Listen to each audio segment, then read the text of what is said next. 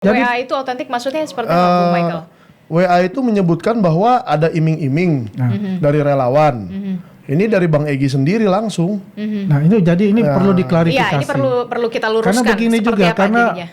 kalau nggak salah hari kemarin ya, penasihat hukum itu nggak ada bicara itu. Ya, dan ini dikirimkan tidak ke saya sendiri ya. Dikirimkan ke beberapa orang yang Bang Egy paling percayai. Salah satunya Anda? Ya, menurut ini saya ya, menurut pemahaman saya begitu. Karena memang sejak kasus ini bergulir di UGM tanggal 15 April kemarin, ya saya dan Bang Egy itu banyak bertukar pikiran dan mungkin dia merasa saya ini orang yang bisa dipercaya untuk menyampaikan ini dengan apa adanya, gitu kan? Yang pada singkatnya adalah? Yang pada singkatnya, gampangnya satu, dia sudah beberapa kali didatangi oleh, dia benar mendatangi rumah Pak Jokowi dan dia beberapa kali didatangi relawan.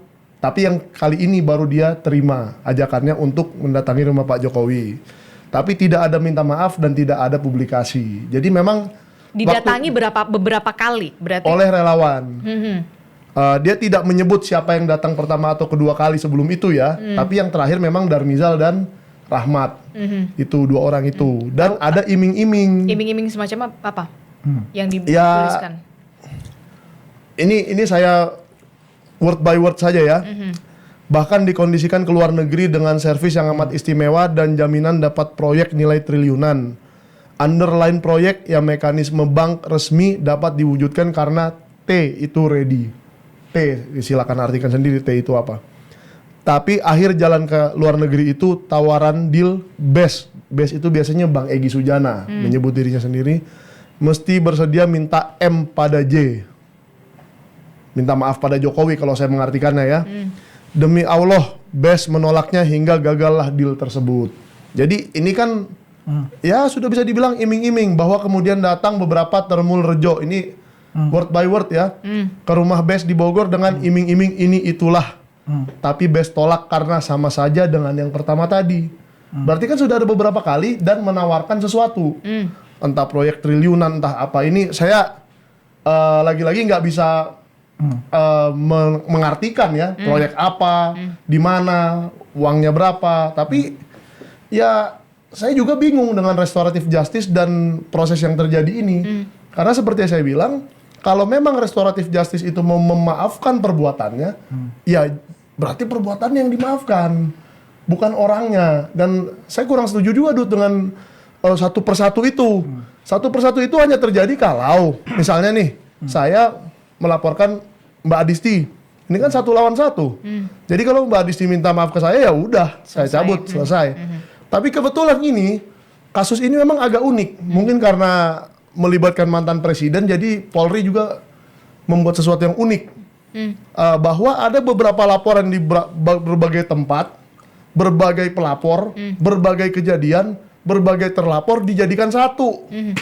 Ini kan nggak pernah terjadi sebelumnya. Nah, itu gimana, Ya kan? Sehingga kalau ini mau dibuat restoratif justice, 4 pelapor harus setuju.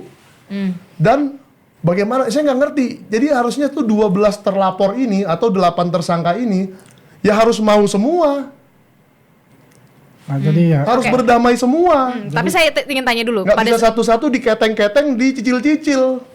Karena hukum tidak begitu. Nah saya ingin luruskan dulu yang soal WhatsApp ini. Bagaimana kemudian relawan merespon ini? Saya ini dari aja pertanyaan saya kan begini. Ya agak kontradiktif juga. Ketika pulang dari Solo, semua TPUA itu kan dipecat ya pengurusnya. Ya, dan saya meluruskan, ini WA ini tidak diterima oleh anggota TPUA yang dipecat itu. Ya, jadi saya nggak ini dulu saya cerita. Kemudian saya katakan kontradiktif dengan adanya WA seperti itu kan begitu. Ya, karena ya selama ini mungkin ya quote unquote itu mereka menentang lah adanya suatu permintaan restoratif justice itu, kan begitu. Yang jelas WA itu buat saya, buat kami, buat Pak Jokowi itu tidak masalah mau bicara apa. Karena saya katakan lagi, sosok kenegarawan Pak Jokowi, sosok kemanusiaan Pak Jokowi, itulah yang mendorong. Lalu bagaimana kemudian Bung Egy Sujana? Itu mesti diklarifikasi. Kalau misalnya bicara itu kan yang mesti yang tahu itu adalah penasihat hukum. Apakah itu kan begini? Apakah itu dikirim langsung, diketik langsung oleh Egy Sujana yang katanya dia sakit, ya kan? Ataukah ada asisten yang mengetik itu, dia ngomong? Oke, Ya jadi kan? Anda mempertanyakan itu Ya juga. pasti itu kan dipertanyakan untuk masalah itu, ya kan? Karena ini malah justru menurut saya, ya itu kalau ditanya kepada kami ya, buat apa ada restoratif justice? Ya kan? Kalau kita bertanya kepada relawan, beda dengan pandangan ke depannya dari Pak Jokowi. Oke, jadi tidak ada tuh Anda membantah Ya, kalau saya itu mendatangi bicara- beberapa kali ke Dia Bung kan Egy. saya sudah jelaskan, kalau relawan mengiming-imingi, apa yang mesti diiming-imingi, namanya juga relawan. Kalau berdasarkan itu ada proyek dan Ini segala saya- macam keluar negeri. dia kan bukan lagi sebagai presiden.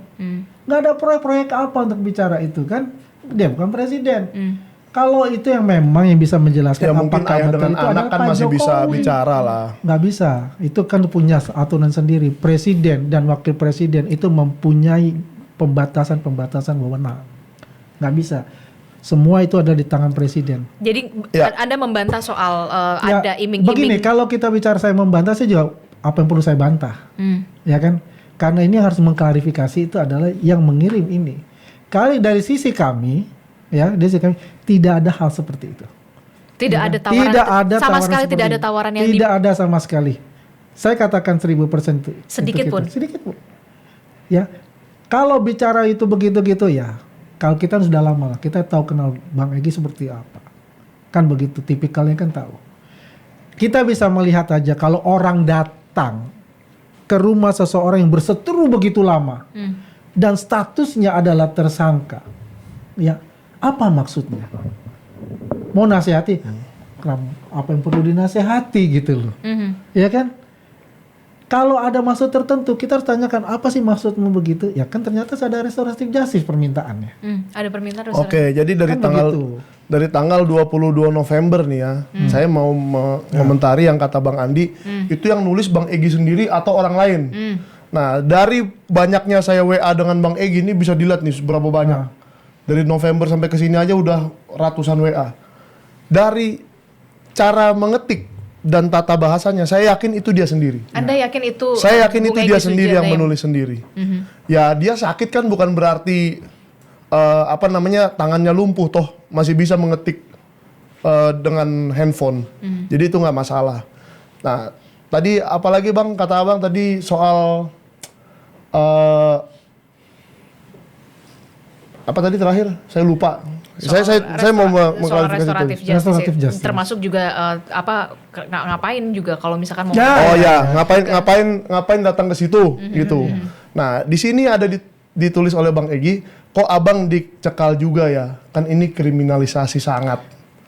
Belum juga dilidik. Nah, jadi kan pencekalan itu untuk seseorang yang sedang sakit dan berobat, itu kan luar biasa. Dilidik Padahal atau disidik? Tadi itu dilidik. Ya, Kalau dilidik kan belum tersangka, ini kan sudah tersangka. ini dari jadi November, Bang. disidik.